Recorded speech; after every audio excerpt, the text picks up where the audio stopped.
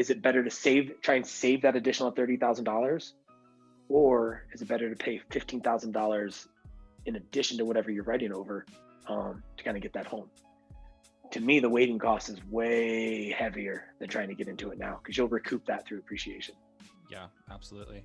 Man, that's so interesting. It's hard to explain that to a buyer who's wanting to wait without sounding like a pushy realtor.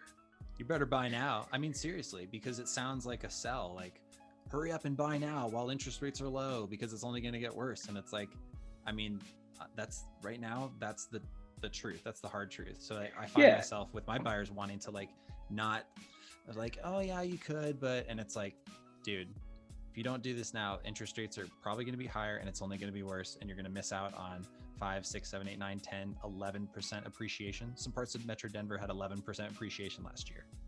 Unbelievable. Yeah. And I think it is hard as a real estate agent, right? Like I don't try to convince my clients to do anything like this. I'm here to provide you with information and educate you. You're the one in control of your decisions. Like you're the one driving the ship here. I think the important part, and one of the best pieces of advice that somebody gave me, was show, don't tell. This home that you could have bought 12 months ago is now worth this.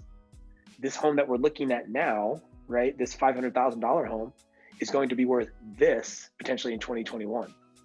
Is your wage going to increase that much year over year? Are you going to be able to save that much year over year just to afford the same home?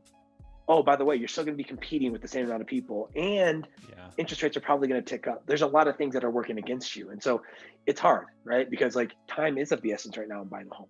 But at the same time, it's got to make sense for the person and their financial positioning. Yeah. Yeah. It's got to be the right move for them. Absolutely. Yeah. And it's interesting. This whole appraisal gap situation, like we're talking about, is one of the reasons prices are being driven up so fast, because that home that was listed at 600 that someone's willing to pay 650 for and put an appraisal gap in there, the very next day, that's a comp for the neighbor next door who goes to sell. And then that home's going to sell for 7. And then, I mean, you see how this goes up real fast. What's this quote? Well, that escalated quickly. Oh yeah. that is the quote. Yeah. And I think Ferrell, that is Will Ferrell.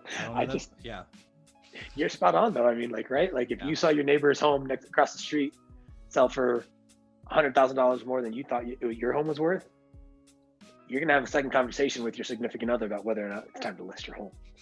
Yeah. It's interesting. In my neighborhood, three doors down, I put a buyer in a home and they're really cool. I'm really glad I got them in because I got to pick my neighbor by getting in. And I just was, it's like, do you like this home? They loved it. Want to put an offer. I was like, cool. By the way, that's my home right there. We put in an offer 25,000 over and it appraised even $3,000 higher. It was awesome.